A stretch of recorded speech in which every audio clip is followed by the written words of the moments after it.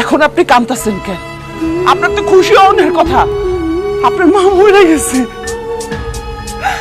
আপনার মা তো আপনার কাঁধের বোঝা ছিল না ভাই, সেই বোঝা আপনার কাঁধের থেকে নাইমা গেছে।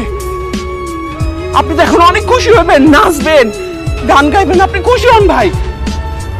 আপনি জানেন আপনার মা কত কষ্ট পায় মরে গেছে।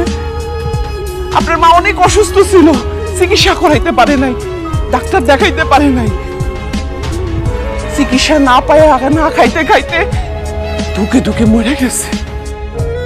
আমরা গ্রামবাসীরা মাঝে মধ্যে আপনার মার জন্য খাওয়ান লইতাম, আপনার মা সেই খাওয়ান খাইতো না। কেন খাইতো না জানেন ভাই? সেই খাওয়ান খাইলে যদি আপনি তাদের কাছে ছোট হইয়া যান। আপনার মা আপনাকে কত কষ্ট করে মানুষ করছে, আর আপনি সেই মারে ফালায় রেখা বড় লোক হওয়ার লোভে বড় লোক শ্বশুর বাড়ি চলে গেছেন।